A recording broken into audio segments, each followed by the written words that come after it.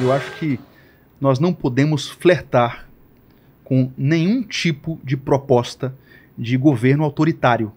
Autoritarismo político mata uma civilização, né? Eu percebo que existem alguns sinais que nós estamos percorrendo que são muito ruins, muito ruins.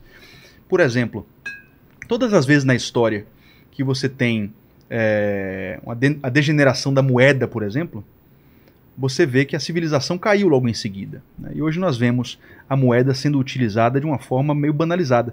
Eu não sei se você já viu, principalmente o pessoal mais libertário, assim, ANCAP. Eu não sou não, mas eles têm alguns nomes que são muito relevantes para entendermos isso aí, né? Você tem um cara que já morreu, ele foi um Nobel, chamado Friedrich Hayek. Ele escreveu um livro chamado O Caminho para a Servidão. Ele mostra que um dos sinais de uma civilização que caminha para ser uma massa manipulada por governos autoritários é a degeneração da moeda. Aí você tem hoje uma moeda fiduciária em todos os países do Ocidente, que é uma moeda sem lastro, que o governo emite quanto quiser, né? Por exemplo, você tem o que o pessoal chama de IPCA hoje e IGPM. Eu não levo em consideração nada disso. Para mim, o IPCA e o IGPM são mentiras, são cestas que pessoas escolhem itens e hoje tira, amanhã tira. Você não sabe exatamente quais são os itens da cesta ali, mas a verdadeira inflação é o aumento da base monetária. E você tem, por exemplo, nos Estados Unidos, o governo tem emitido cerca de 20% a mais de moeda todos os anos. A inflação, para mim, é 20%. A base monetária aumentou, né? E o que é que você tem com isso? Você tem uma inflação absurda que a gente não percebe hoje por causa do ganho de tecnologia. Por exemplo, 10 anos atrás, o pipoqueiro não tinha WhatsApp, não tinha Pix, não tinha... Né? Você não percebe a inflação por causa do ganho de tecnologia.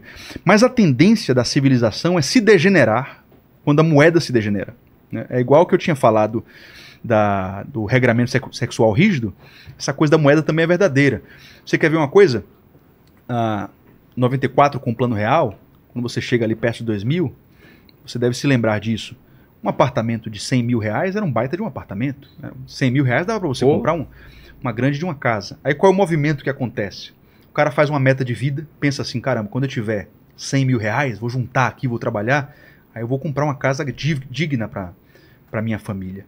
O que acontece é que lá na frente, quando ele junta 100 mil reais, já não é mais nada. 100 mil reais, você não compra nem um quarto e sala no subúrbio de uma cidade grande, né? E aí o que acontece? Isso vai causando uma enorme frustração e o cara tende a se degenerar moralmente. Isso está comprovado formalmente por muitos autores do século XX, né? Todas as vezes que a moeda degenera e você tem essa sensação de frustração porque você junta, trabalha e você não consegue juntar patrimônio para sua família, a tendência é que você se degenere moralmente também, a civilização como um todo. Você vê esse movimento acontecendo hoje também, né? Tem até um capítulo do Hayek, acho que é o capítulo 7 desse livro que eu mencionei. Ele fala assim: por que os piores sempre chegam ao poder? É engraçado isso, né? Porque quando você tem as eleições dos países ao redor da Terra, é engraçado porque parece que tem umas eleições que são uma piada, né? Você tem duas opções que... Como é que essas duas figuras chegaram aí, né? É engraçado, o Hayek já dizia isso há 60 anos atrás, né?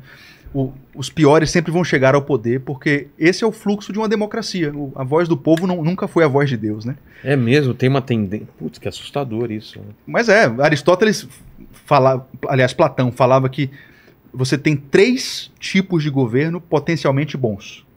Você tem a monarquia, que quando degenera, vira tirania. Para Platão é a melhor de todas. O melhor dos mundos é a monarquia. Ah, é? Sim.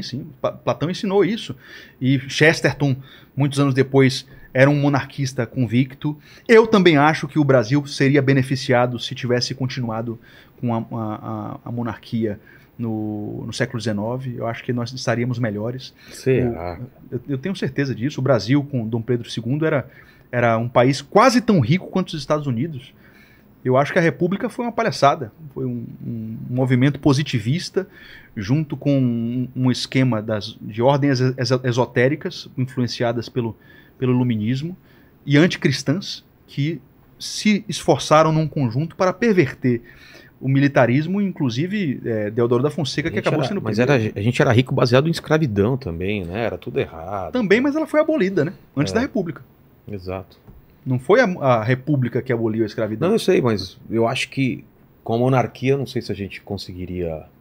Engraçado que 100 anos depois houve um plebiscito no Brasil. Eu lembro. Perguntaram para a população se o Brasil deveria ser. Monarquista, republicano... E você sabe o que é que ganhou, não sabe? Foi presidencialismo. Ah, foi? Não foi? Eu acho que não, acho que foi monarquia. Não foi? Quando? 93? Dá uma olhada aí. Tem como pesquisar aí, Paquito, por favor? Eu acho que não, O hein? que é que ganhou em 93? Presidencialismo. É? Faz tempo, mas que eu me lembro, sim. Os plebiscitos, historicamente, não adiantam muita coisa, né? Exatamente. 2005 teve outro que... Teve sobre armamento e não seguiram o que a maioria quis. Você é um cristão. Sou. Você mora numa fazenda. Você acha que um fazendeiro deveria ter acesso à arma? Tem que Eu tô ter. te botando contra a parede aqui. Não, né? tem que ter. Eu sou a favor não do porte, mas da posse, né? De você ter na sua casa. Eu sou a favor. Eu acho complicado no Brasil cada um andar com ela na rua. Fala aí, Paquito. Aqui eu achei que a maioria dos eleitores votou a favor do regime republicano e do sistema presidencialista. Isso. Eu me enganei, então. Não, foi isso mesmo. Foi isso. Eu pensei que a monarquia tivesse ganhado. Não. Mas é interessante o que você falou, né? Porque o responsável pela segurança da minha casa sou eu, não é a polícia. Se um meliante invade minha casa e faz mal à minha família, nenhum policial vai ser punido por isso. O Estado não vai ser punido, ninguém vai responder. Então, você tem um meliante que o Estado, que arrogou para si a responsabilidade pela educação, o Estado não foi capaz de educar esse indivíduo, de coibir esse indivíduo de cometer um crime. O cara pula o muro da minha propriedade e invade a minha casa, vai fazer mal para os meus filhos, eu não tenho o direito de me defender? Não vejo sentido nisso. Eu acho que um cristão ele deve ser potencialmente perigoso e, nesse sentido, ele deveria ter acesso aos meios para proteger a sua família e a sua casa. Eu penso igual a você, Vilela. Eu penso que esse seria o caminho certo. É engraçado, é o que eu falo dessa coisa do... Peraí, teve uma falha de Matrix aí, hein?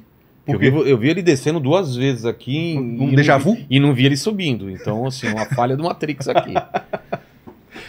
É engraçado porque eu vejo esse movimento da centralização muito gigantesca no Estado, da educação, das decisões de uma forma geral, da propriedade.